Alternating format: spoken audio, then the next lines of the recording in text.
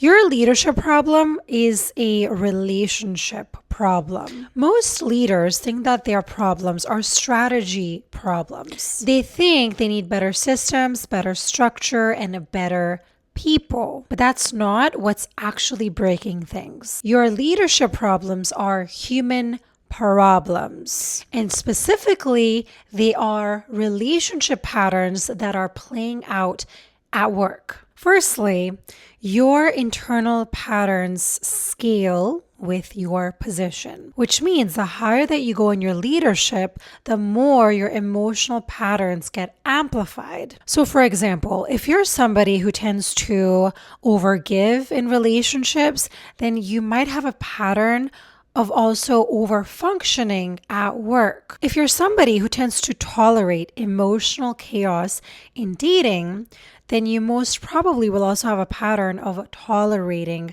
chaos within your team. If you're somebody who tends to avoid conflict in relationships, then you might also have a pattern of avoiding accountability as a leader. Nothing changes just because your title has changed, because that person is still going to be the same. You still have the same behaviors, you still have the same coping mechanisms, the same way of dealing with things.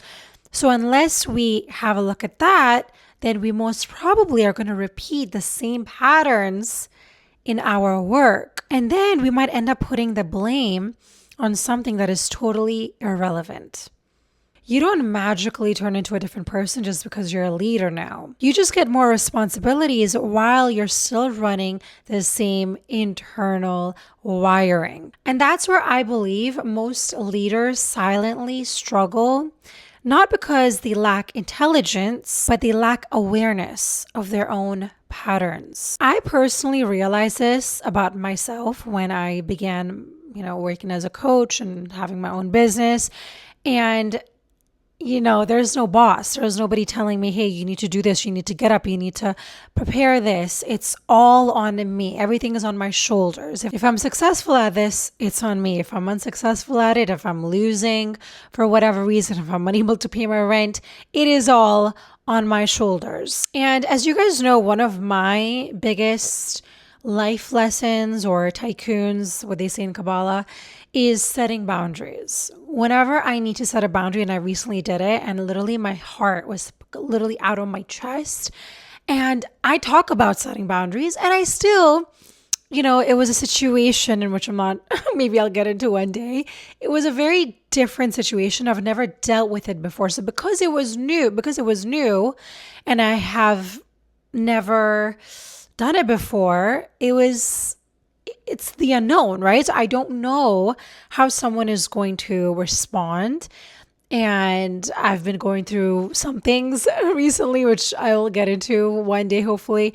But I was emotionally just not ready to set that boundary because I had to do some regulating of myself, but I still had to set the boundary because what I've learned is that the longer that you wait to set the boundary, the more harmful it is long term.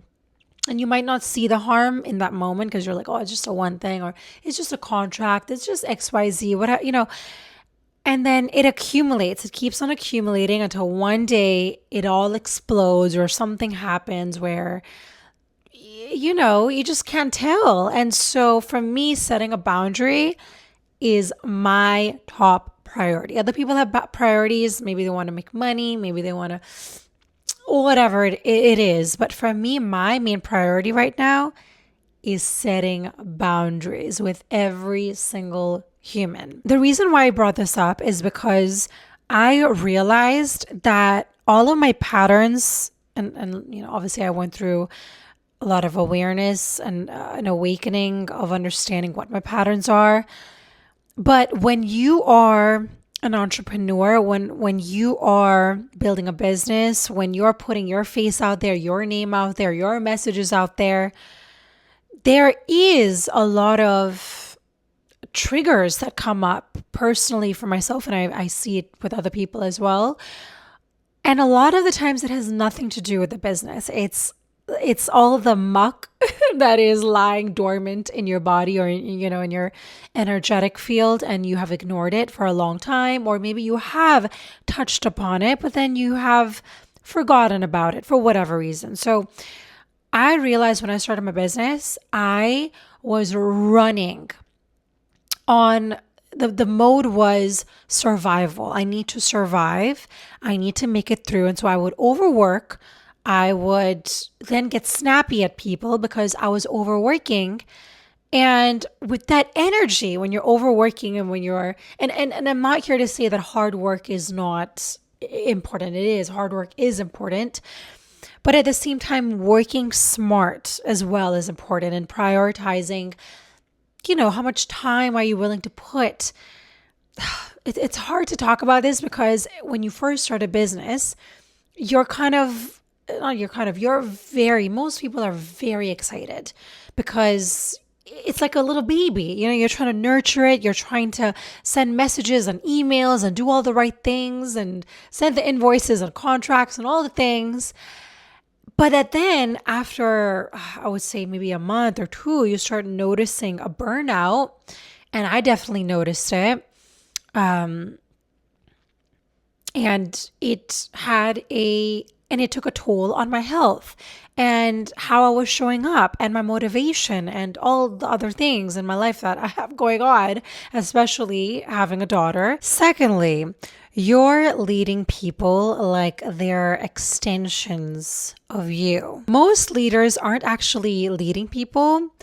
They're just managing their own anxiety through people. Maybe you're somebody who tends to over-explain because you don't trust clarity. Maybe you're somebody who tends to micromanage because you don't trust outcomes. Maybe you tend to step in too fast because you don't trust that people can actually fail and learn. And this creates something that is subtle but dangerous. You create a dependent team where people stop thinking. They stop using their heads.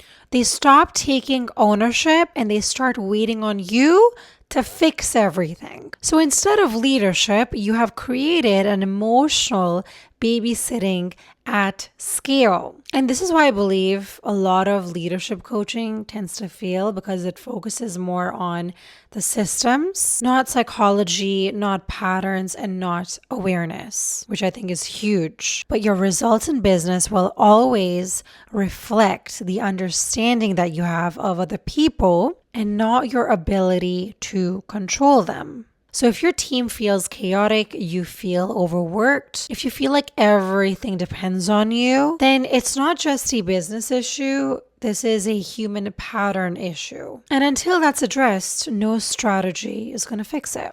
If this hits something for you, apply for a private clarity session. The link is down below. Thank you so much for watching, and I will see you guys on the next one.